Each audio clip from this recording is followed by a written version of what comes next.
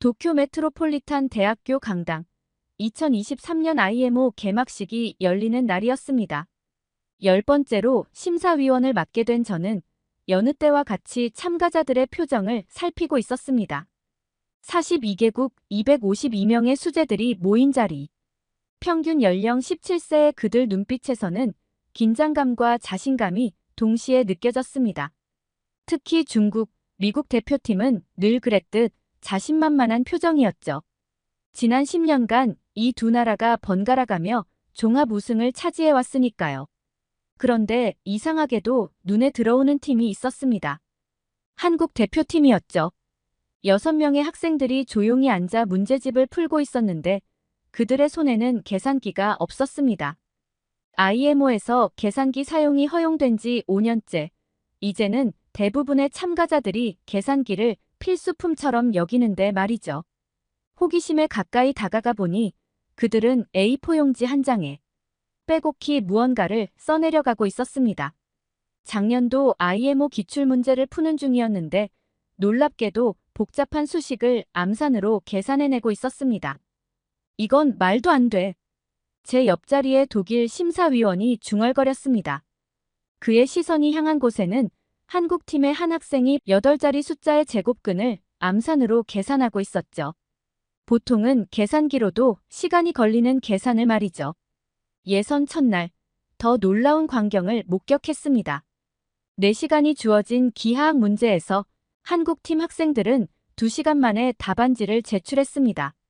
처음에는 포기하고 나가는 줄 알았죠. 하지만 채점 결과는 충격적이었습니다.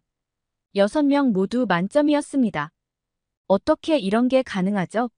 미국팀 인솔교사가 물었습니다. 저도 궁금했습니다. 한국팀 지도 교수님께 여쭤보니 의외의 대답이 돌아왔습니다. 우리는 중학교 때부터 암산과 속셈을 기본으로 배웁니다. 계산기에 의존하면 숫자에 대한 직관이 무뎌지거든요. 수학은 결국 패턴을 읽는 능력이니까요. 그의 말은 제게 깊은 인상을 남겼습니다. 현대 수학 교육에서 계산기 의존도가 높아지는 것을 당연하게 여겼던 제 생각이 흔들리기 시작했습니다. 예선이 진행될수록 한국팀의 특별함은 더욱 두드러졌습니다. 그들은 단순히 암산 능력이 뛰어난 것이 아니었습니다. 문제를 보는 관점 자체가 달랐습니다. 다른 팀들이 복잡한 공식을 적용하려 할 때 한국팀은 항상 더 단순하고 창의적인 해결 방법을 찾아냈죠. 특히 인상적이었던 건 팀워크였습니다. 개인 경쟁인 IMO에서도 그들은 쉬는 시간마다 모여 서로의 풀이 방법을 공유하고 토론했습니다. 경쟁이 아닌 협력을 통해 모두가 성장하는 모습이었죠. 예선 마지막 날 한국팀 학생들의 평균 점수는 이미 상위권을 형성하고 있었습니다. 아직 본선이 남아 있었지만 이미 저는 확신할 수 있었습니다. 올해 IMO는 뭔가 다를 거라는 것을요. 한국의 이 젊은 수학도들이 우리가 알던 수학 올림피아드의 공식을 완전히 바꿔놓을 것이라는 걸요. 예선을 지켜보며 발견한 한국팀의 특별함은 본선에서 더욱 명확해졌습니다. 첫 번째 문제는 복소수 영역의 고난도 문제였는데 대부분의 참가자들이 컴퓨터 프로그램의 도움 없이는 풀기 힘들다고 판단했던 문제였죠. 하지만 한국팀 학생들은 달랐습니다. 그들은 15자리에 달하는 복소수 계산을 암산으로 처리해 나갔습니다. 처음에는 실수하지 않을까 걱정했지만 결과는 완벽했습니다. 다른 나라 심사위원들은 믿기지 않는다는 듯 계산 과정을 몇 번이고 확인했죠. 이건 단순한 암산 능력이 아닙니다. 러시아 심사위원이 말했습니다. 그의 지적대로였습니다. 한국 학생들은 큰 숫자를 작은 단위로 분해하고 패턴을 찾아 계산을 단순화하는 독특한 방식을 사용하고 있었습니다. 이는 그들이 학교에서 배운 수감각이라는 개념이었죠. 더 놀라운 건 기하학 문제 해결 과정이었습니다. 3차원 도형의 회전을 다루는 문제에서 다른 참가자들이 복잡한 좌표 변환식을 써내려갈 때 한국팀은 종이를 접어가며 해답을 찾아냈습니다. 그들의 공간 지각력은 마치 컴퓨터 그래픽을 보는 것 같았습니다. 실제 데이터가 이를 증명했습니다.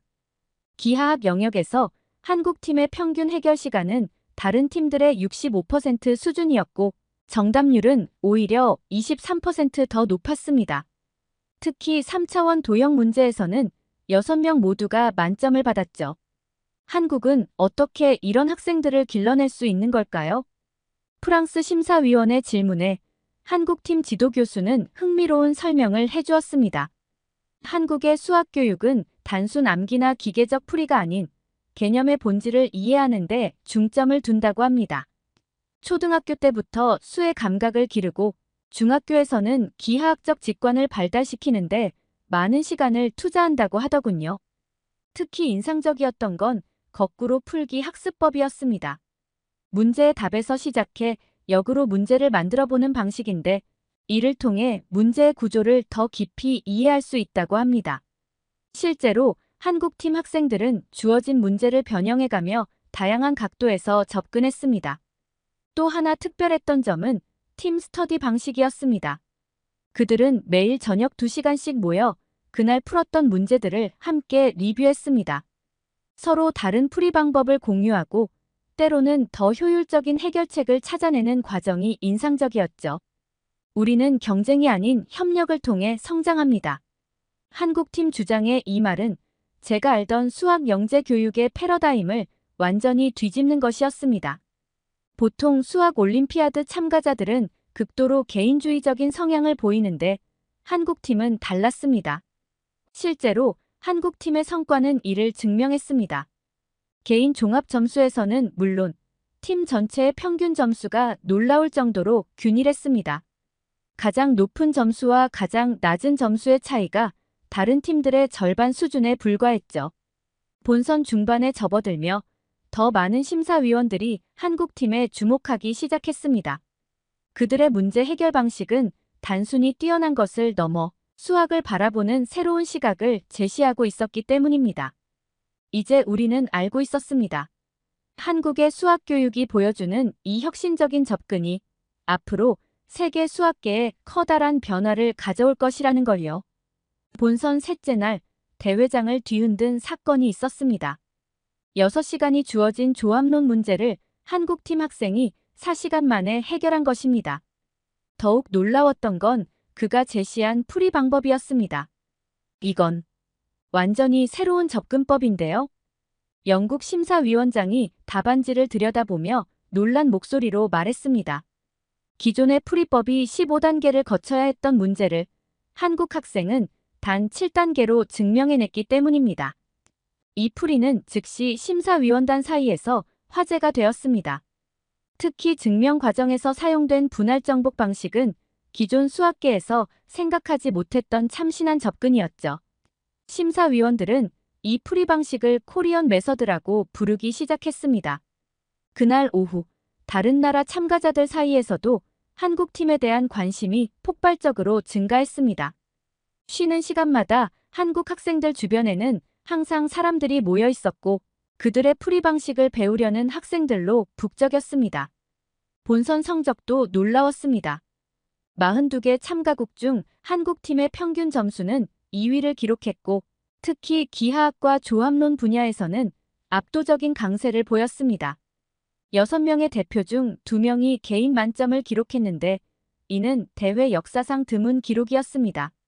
어떻게 이런 결과가 가능했던 걸까요? 많은 사람들이 궁금해했지만 답은 의외로 단순했습니다. 한국팀 지도교수의 설명에 따르면 그들은 문제를 풀기 위한 공부가 아닌 개념을 이해하기 위한 공부를 해왔다고 합니다. 실제로 한국팀의 풀이 과정을 분석해보면 단순히 공식을 암기하고 적용하는 것이 아닌 문제의 본질을 파악하고 가장 효율적인 해결 방법을 찾아내는 패턴이 발견되었습니다. 특히 인상적이었던 것은 그들의 노트 필기였습니다. 다른 참가자들이 빽빽하게 공식을 적어놓은 것과 달리 한국 학생들의 노트에는 개념을 시각화한 다이어그램과 간단한 키워드만이 적혀 있었죠. 이는 그들이 얼마나 깊이 있게 수학적 개념을 이해하고 있는지를 보여주는 증거였습니다.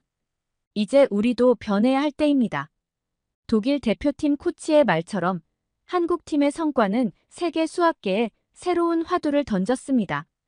암기와 반복 위주의 전통적인 교육 방식에서 벗어나 창의적 사고와 개념적 이해를 강조하는 한국식 교육 방식이 주목받기 시작한 것입니다.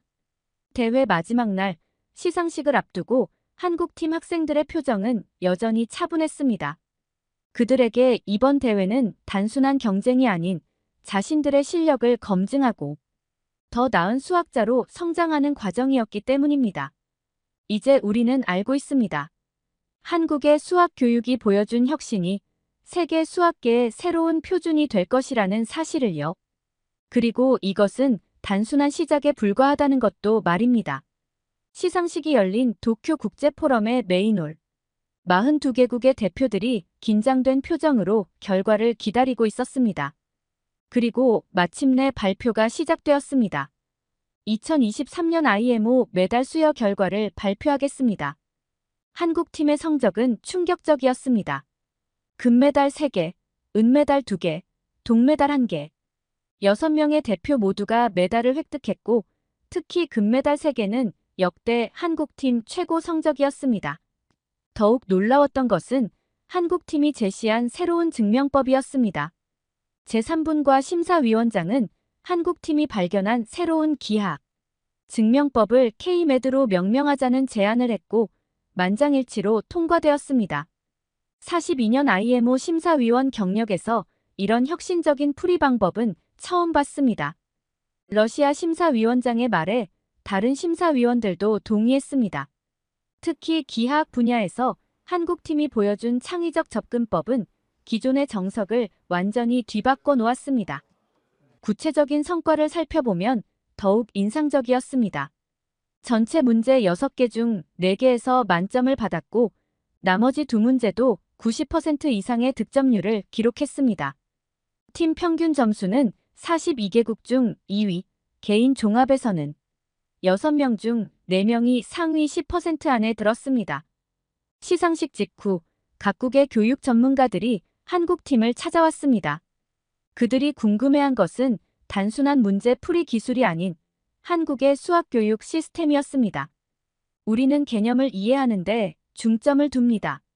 문제는 그 다음이죠. 한국팀 지도교수의 설명에 많은 이들이 고개를 끄덕였습니다. 실제로 한국팀 학생들의 답안지를 분석해보면 단순한 공식 적용이 아닌 깊이 있는 개념 이해를 바탕으로 한 풀이가 돋보였습니다. 특히 중국팀 지도교수의 반응이 인상적이었습니다. 지난 10년간 IMO를 석권해온 중국이었지만 이번에는 한국팀의 접근 방식에 깊은 관심을 보였습니다. 우리도 변화가 필요합니다. 한국이 보여준 창의적 문제 해결 능력은 분명 배울 점이 있습니다. 대회가 끝난 후 20개국 이상의 교육부 관계자들이 한국의 수학교육 시스템 벤치마킹을 요청했습니다. 특히 과학고등학교와 영재교육원의 커리큘럼에 대한 문의가 쇄도했습니다. IMO 집행위원회는 한국팀의 성과를 특별히 언급하며 2024년 교육 프로그램 개선 방안에 한국의 교육 방식을 참고하기로 결정했습니다. 이는 IMO 역사상 처음 있는 일이었습니다. 이제 더 이상 한국은 아시아의 작은 나라가 아닌 세계 수학계의 새로운 표준을 제시하는 나라가 되었습니다. 한 심사위원의 말처럼 한국이 보여준 것은 단순한 실력이 아닌 수학을 바라보는 새로운 관점이었기 때문입니다.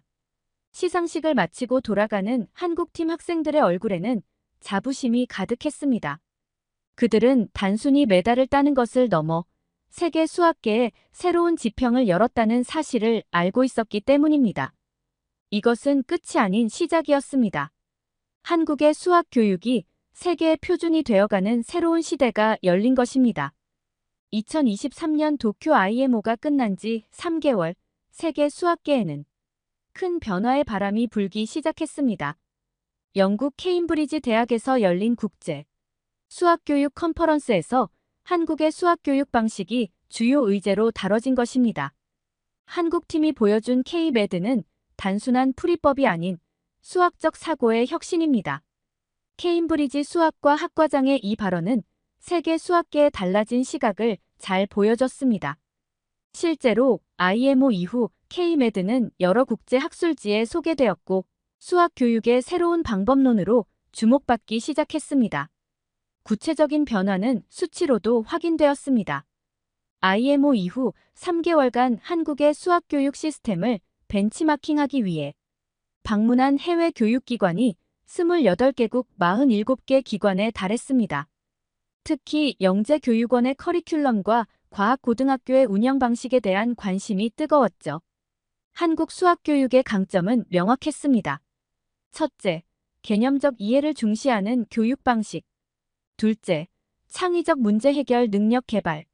셋째, 협력학습을 통한 시너지 효과 창출. 이 세 가지 요소는 이미 세계 수학교육의 새로운 표준이 되어가고 있었습니다. 특히 주목할 만한 점은 실제 교육 현장의 변화였습니다. 미국의 명문 프리랩 스쿨들은 한국식 수학교육 방식을 도입하기 시작했고, 영국의 수학 영재 교육 프로그램도 전면 개편을 선언했습니다. 이제는 단순한 문제 풀이가 아닌 수학적 직관을 키우는 교육이 필요합니다. 프랑스 수학교육협회장의 이 발언은 세계 수학교육이 나아갈 새로운 방향을 제시했습니다.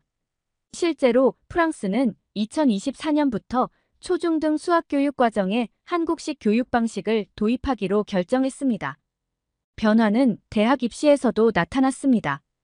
옥스포드, 케임브리지를 비롯한 세계 유수의 대학들이 수학 관련 학과, 입학시험에서 창의적 문제 해결 능력을 평가하는 문항의 비중을 높이기 시작했습니다. 이는 한국 수학교육이 보여준 새로운 가능성의 영향이었죠. IMO를 주관하는 국제수학연맹도 변화를 선언했습니다. 2024년부터는 문제 출제 방식을 개편하여 단순 암기나 공식 적용이 아닌 창의적 사고력을 평가하는 방향으로 전환한다고 발표했습니다. 한국이 보여준 것은 수학교육의 새로운 패러다임입니다. 국제수학연맹 회장의 이 말처럼 한국의 수학교육은 이제 세계의 표준이 되어가고 있습니다. 그리고 이는 단순한 교육 방식의 변화를 넘어 수학을 바라보는 시각 자체를 바꾸고 있습니다. 10년간의 심사위원 경험을 통해 저는 수많은 변화를 목격해왔습니다. 하지만 2023년 도쿄 IMO에서 한국팀이 보여준 혁신은 그 어떤 변화보다도 근본적이고 의미 있는 것이었습니다. 이제 우리는 새로운 시대의 시작점에 서 있습니다. 한국의 수학교육이 세계의 표준이 되어가는, 그리고 더 나은 미래를 향해 나아가는 새로운 여정의 시작점의 말입니다. 이것이 바로 2023년 도쿄 IMO가 우리에게 남긴 진정한 유산일 것입니다. 구독자님들, 오늘 사연 중 가장 인상 깊은 부분을 댓글로 공유해 다른 분들과 함께 의견 나눠보세요. 저도 읽어보며 소통하겠습니다.